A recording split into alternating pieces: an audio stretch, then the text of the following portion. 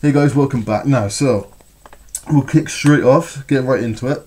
This part is what I said in the last video, where that's another one. I'll show you that in a minute.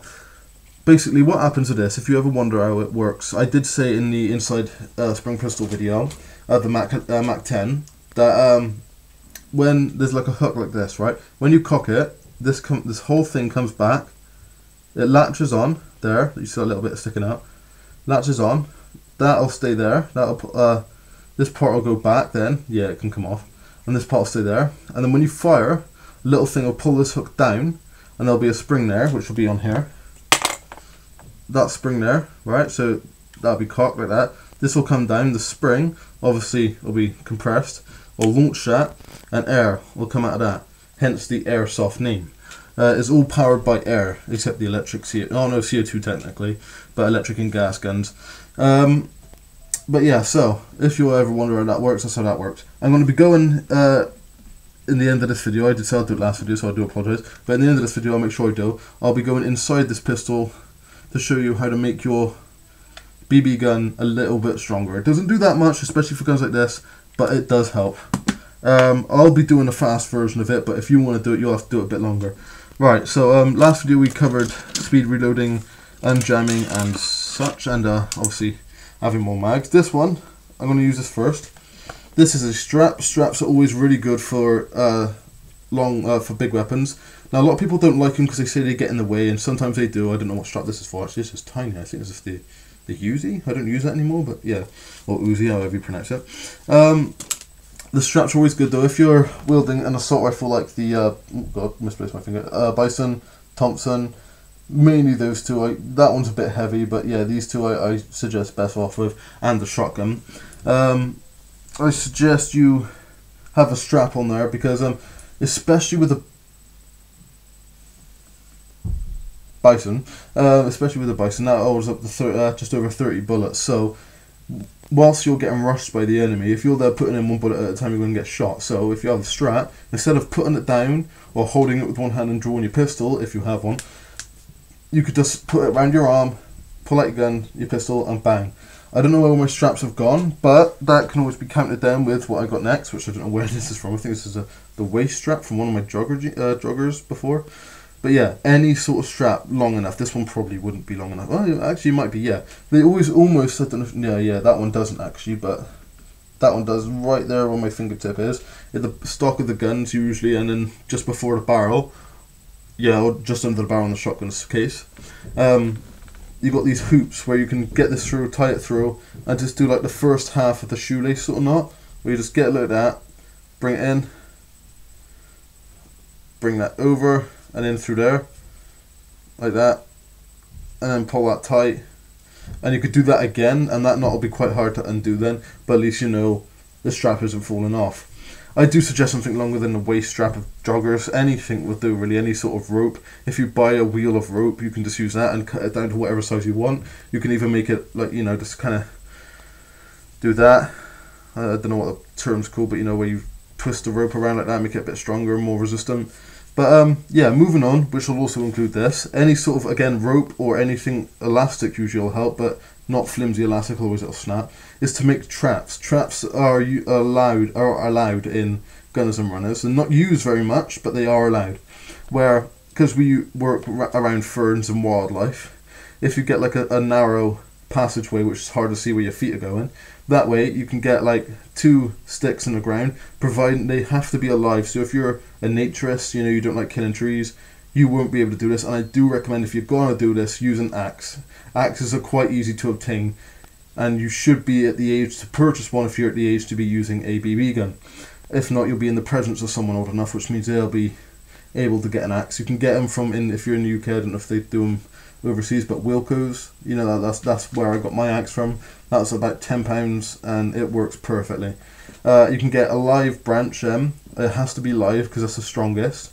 You can use the other side of the axe end, dab that into the ground, use it then as a pole, do another one. It's almost like a tripwire with no explosive, and it will floor them, providing you do it right. If you don't put enough in the ground, it'll fall out. If your stick's not alive, it'll probably snap. So you have to use living nature. But again, if you're not into that, if you don't like killing nature, so to speak, then you won't be able to do that.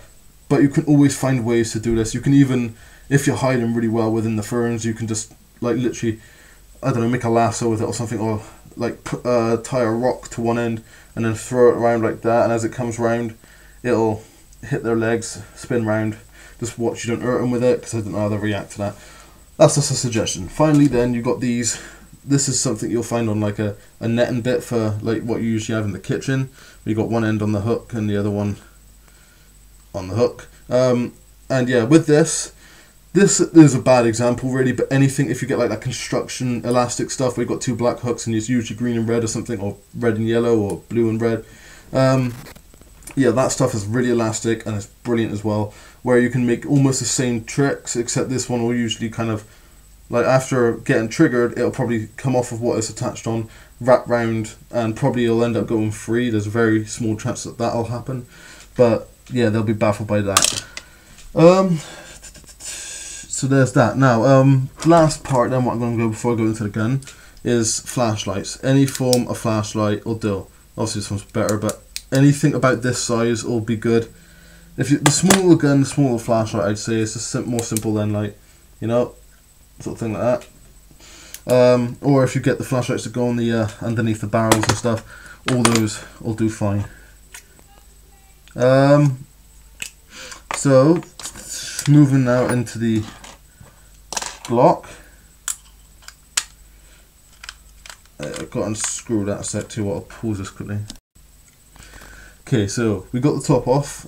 If you want to see, put it in the comment section if you want to see a video on how to take that off without pulling it off or anything and risk breaking it. I can tell you that. I know I've done this a load of times. So if you've got that question, please put that in the comment section and I will make a video of that. Or if I run out of ideas for videos, I'll just make it anyway.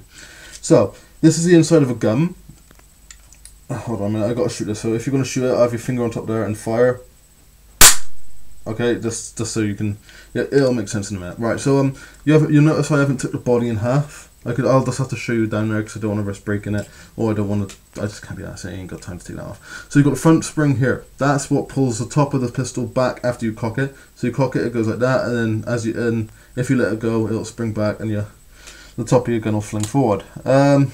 With the G16 and I think G15, the barrel is a screwable barrel. You can take that off, put that back on to your own will. Now, this is the part I want to show you. Here, to get this off, you pull it back enough that this part is visible, and you can pull it up. When you physically pull it up, I'll try and show you like this. I'm trying. Like that, and up. Like so, and it'll slide out. Take the spring with it, because otherwise it'll just, that bit alone will come out. Okay, now to make this stronger, you have multiple ways of doing this. You'll notice on different guns, the spring will be different, but only in its own, only in a little way. This is the G16 spring. This is a spring I had earlier. Now notice the spring I had earlier is a little bit bigger. There we go, onto my mat. See, this is the G16. This one will be a little bit more powerful. Plus, as well, you can feel the power difference by squeezing. Obviously, you can't, but I can. Now, I'm going to use the other pistol one because it's bigger. If it's bigger, it means it's got more way to go before finishing its run, so to speak. So the power pressure will just smack into it harder. The bigger the pistol, the more resistance, more thrust and whatnot, and it'll just smack the air out. The bullet will go further. It'll hurt more.